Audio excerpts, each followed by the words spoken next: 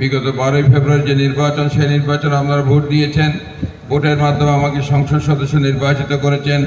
আমি সংসদ সদস্য পদটা বারবার আমি একটা কথা বলি, এটা কোনো পদ অথবা ক্ষমতা হিসেবে আমি মনে করি না। আমি মনে করি এটা আপনাদের দায়িত্ব, পবিত্র দায়িত্ব, আমানত। সেই আমানত যাতে রক্ষা করতে পারি, জনগণের জন্য, আপনাদের জন্য যাতে কাজ করতে পারি, সেই জন্য দোয়া করবেন। সবাইকে ধন্যবাদ, বিশেষ করে যারা দুর্নীতি শিক্ষিত হওয়ার সবাইকে, এবং যারা কষ্ট করে এর উদ্দেশ্যে আসছেন সবাইকে ধন্যবাদ। আমরা যদি এগুলা করে করে পৌঁছে দিতে পারতাম তাহলে এটা আমাদের জন্য খুবই আরও ভালো হতো। আপনাদেরকে কষ্ট দিয়ে এখানে আছি, আনা হয়েছে, এই জন্য ক্ষমা করবেন। সবাইকে ধন্যবাদ। আসসালামু আলাইকুম রহমতুল্লাহ বরকাতুহ। পবিত্র ঈদকে সামনে রেখে চট্টগ্রাম নগরীর চকবাজার এলাকায় অসহায় ও নিম্ন আয়ের মানুষের মাঝে ঈদ উপহার বিতরণ করা হয়েছে। যৌথভাবে মানবিক এ উদ্যোগ গ্রহণ করেন মোয়াজ্জেম হোসেন ফাউন্ডেশন এবং চকবাজার থানা ছাত্রদলের সাবেক প্রতিষ্ঠাতার সভাপতি নুরুল আলম শিপু। আজ চকবাজারস্থ কাপাসগোলায় আয়োজিত এই কর্মসূচিতে প্রায় 200 পরিবারের মাঝে ঈদ উপহার বিতরণ করা হয়। এতে প্রধান অতিথি হিসেবে উপস্থিত ছিলেন চট্টগ্রাম 9 আসনের সংসদ সদস্য আবু সুফিয়ান।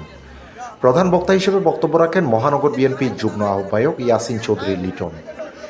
বিশেষ অতিথি হিসেবে এই সময় উপস্থিত ছিলেন চকবাজার থানা সিটিজেন ফোরামের সভাপতি ও থানা বিএনপি সাবেক সিনিয়র যুগ্ম সম্পাদক আনিসুজ্জামান সাইমন, চট্টগ্রাম কেন্দ্রীয় কারাগারের বেসরকারি কারা পরিদর্শক নাসির উদ্দিন, 16 নম্বর চকবাজার ওয়ার্ড বিএনপির আহ্বায়ক মঞ্জুর আলম, চকবাজার থানা বিএনপি নেতা মাসুদ রেজা সহ আরও অনেকে।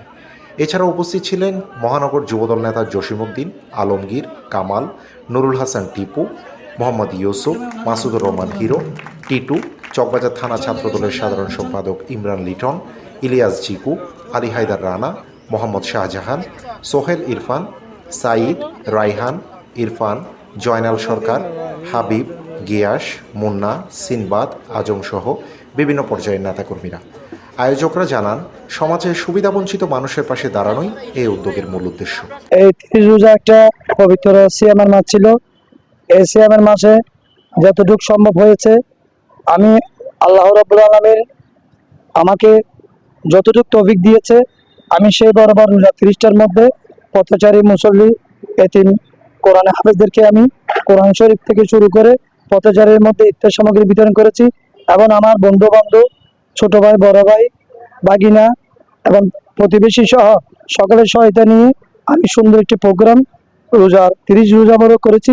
আল্লাহ আমাদের সকলকে আল্লাহ হেদায়েত করুক, আল্লাহ রহমত করুক। পাশাপাশি আগামী 2-1 দিন পরে আপনাদের রোজা, সেই রোজার পরে ঈদের শুভেচ্ছা জানাচ্ছি।